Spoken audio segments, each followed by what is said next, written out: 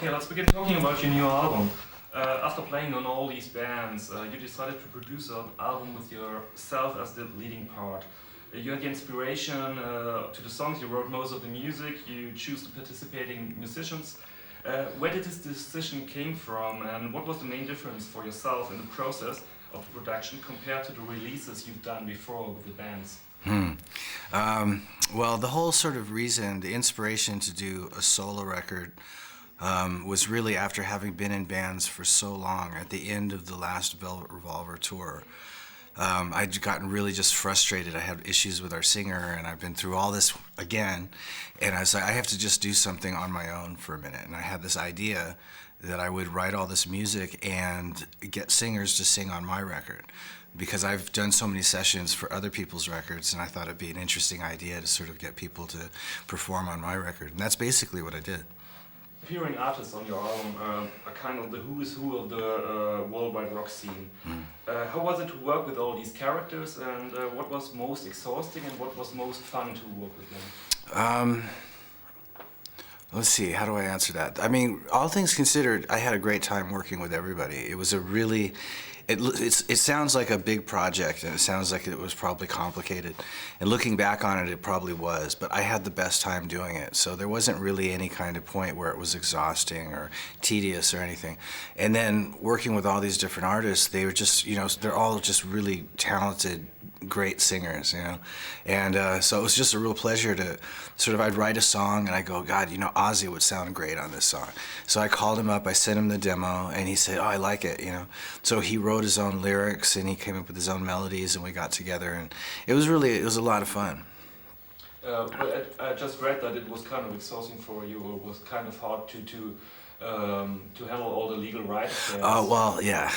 Well, it wasn't so much exhausting for me. It was just a long, tedious process that my attorneys and their attorneys and the record company's attorneys and all that just sort of had to wade through at the end, you know. But it was more, I just had to be patient more than it was exhausting. Whom of all the stars was most important for you to appear on the album, and with whom was the best and nicest collaboration? Let's see. I mean, it was important for me to get all the different artists on, and all the collaborations were really, really cool. So I don't really have one that was better than the others.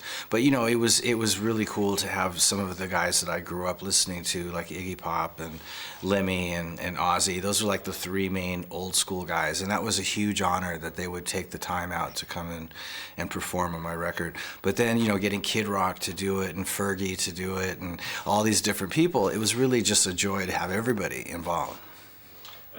On the album you can listen to songs which differ a lot from each other. Does this reflect only your musical preferences, or is it also a kind of mirror of your personality? Well, maybe it's both. You know, maybe it reflects my musical tastes, and which also has a lot to do with my personality, you know, my musical personality. I wanted to, the reason for doing this record, a lot of it was so that I could do whatever I wanted. It didn't have to be restricted to the confines of one group. I could do different types of stuff without having to answer to anybody or alter it to fit the band or whatever. So yeah, I wanted to go in sort of musical directions, and every time I wrote a different piece of music, I'd think of the appropriate singer that I think would be good for that song, and so it really sort of cemented the different directions. I mean, having Adam Levine on something definitely gave you an idea that was different than the song that Ian Astbury did, you know. I don't know if somebody told you before, I was going to ask you about your three most favorite records. Because we now show we have this category where I ask great and well-known musicians about their favorite records. So which are the three records that matter to you the most concerning your development as a person and as a musician? That's it, yeah. And let's start with the first one, and then you can tell why you choose that one. Well, I think an important record for me was Led Zeppelin II, their second record, because when I was a kid growing up, my parents had that record. My parents had the best rock and roll record collection of anybody I ever met. But I remember loving that record when I was a kid, and then when I started playing guitar, that record still had a huge influence on me as a guitar player. So that was an important record for me. And if you listen to the record nowadays, what does it feel like for you? Is it like more remembering these old days, or is it giving you another like input today? It gives me sort of input today. It's a record that stands the test of time. So it doesn't so much remind me of the old days. It's just it's still a valid record today, and it reminds me of how rock and roll became a certain kind of like hard rock, you know, like Whole Lotta Love, and it became very sexy, you know. A lot of that record is very sort of it's almost erotic, you know, the kind of tempo and groove that is going on that record.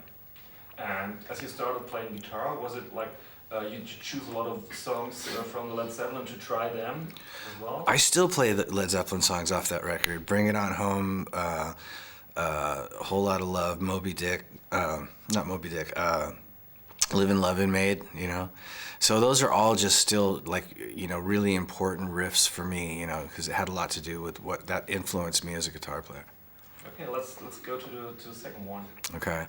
Now, the next one that was really important for me was Aerosmith Rocks.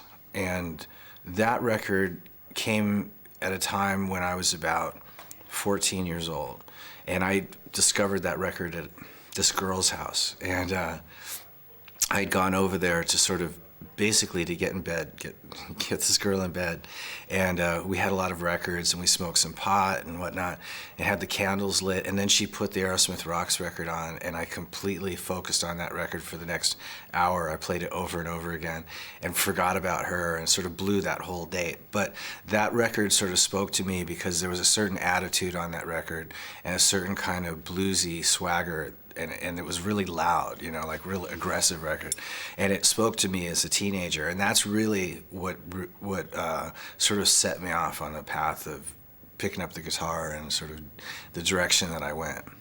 You talked about a certain attitude. Could you describe it a little bit more? Well, it's just a sort of a sleazy, fuck you, raunchy attitude, which just I related to, you know, as a kid, and it was very sloppy. And you know, when I say aggressive, it was like, you know, there was it was very bluesy, but there was a lot of screaming, you know, a lot of intensity in it, and it just really was the record that motivated me. Okay, and the third one? And the third one's sort of hard because there's so many important records for me, but I think probably The Who's Next was the next real important record for me, just because. I always loved The Who anyway, all the way up until that record.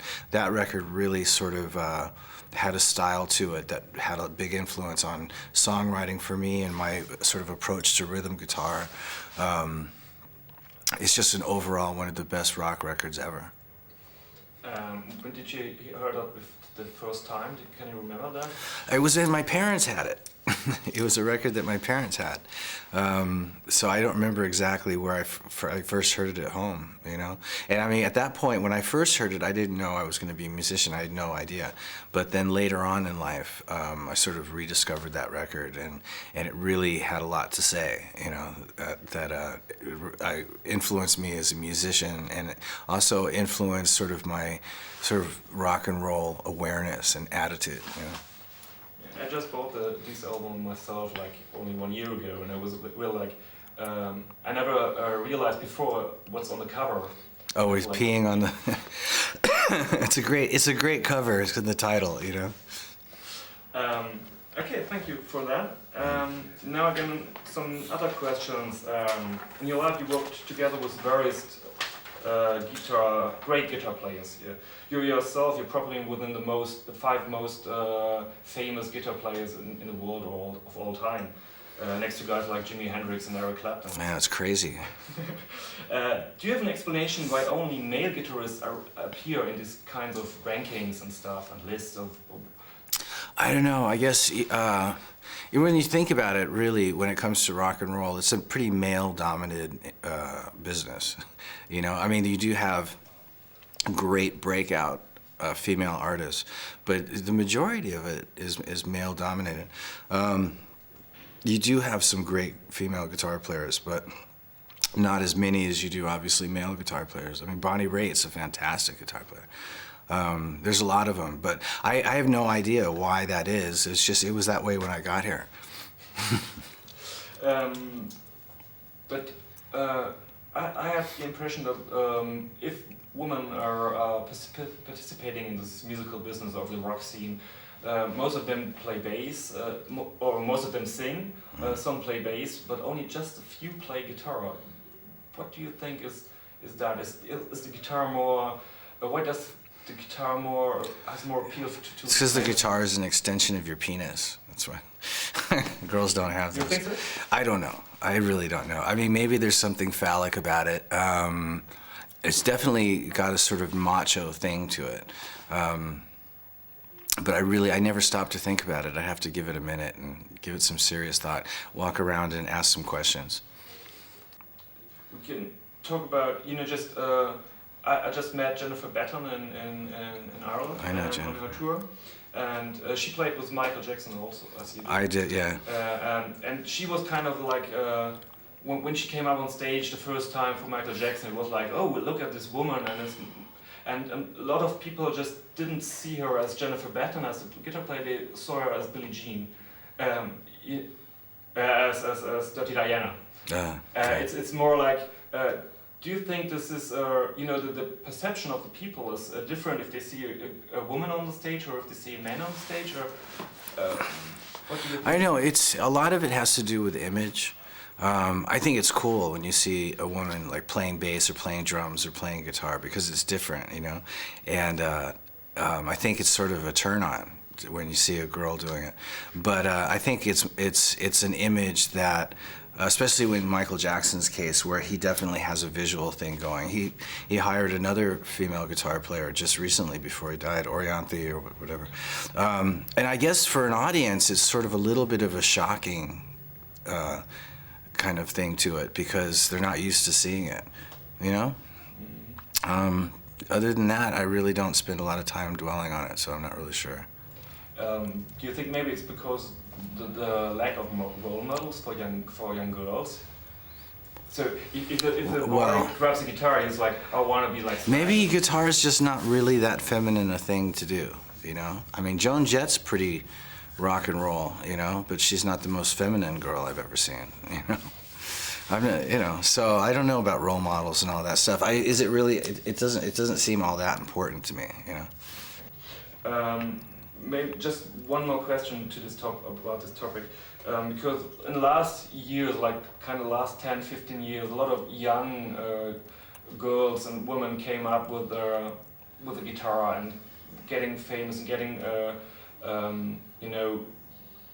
people getting a knowledge of her, and they had some interviews and stuff, so they went up to the publicity.